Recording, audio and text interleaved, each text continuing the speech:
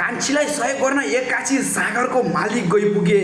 सोच्दै नसोचेको घटना एक्कासी सलिनाको घर पुग्ने बेलामा कान्छीलाई त्यो अवस्थामा देख्दाखेरि सागरको साउ भने छक्क परेका छन् र कान्छीलाई यति धेरै सहयोग गरेका छन् कि सोच्दै नसोचेको कान्छीलाई त्यस्तो अवस्थामा पुर्याएको सलिनाले बाँधेर मुखमा बोराले तोपेर राखेको अवस्थामा कान्छीलाई भेटेका छन्।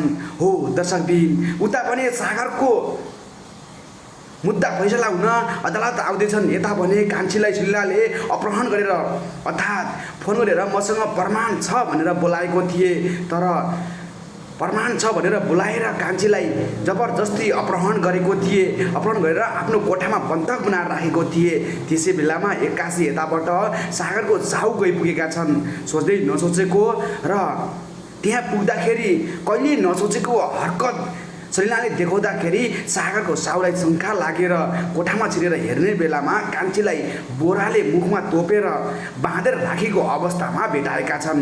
र कान्छी र सागरलाई भने सागरकै साउले यति ठुलो सहयोग गरेका छन् र कान्छीलाई त्यहाँबाट छुटाएर लिएर आएको छन्।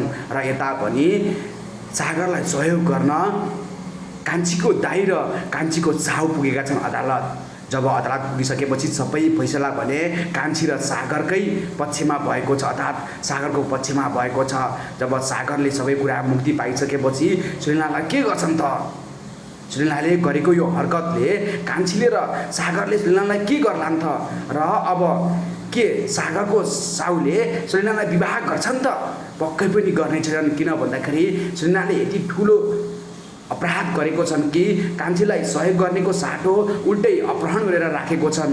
तर रामबाण अर्थात् भगवान स्वरूप बनेर गएका छन् सागरको साउ। त्यहाँ गएर कान्छीलाई त्यहाँबाट मुक्ति बनाएका छन्।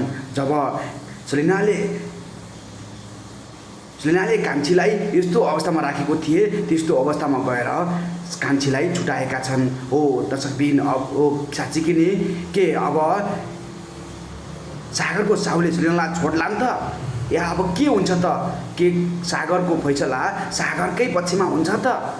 के हुन्छ त? यो कुरो थाहा पाउनु लागि अर्को भिडियो पक्कै पनि लिएर आउनेछु भन्दै बिदा हुन चाहन्छु। हस्त नमस्ते।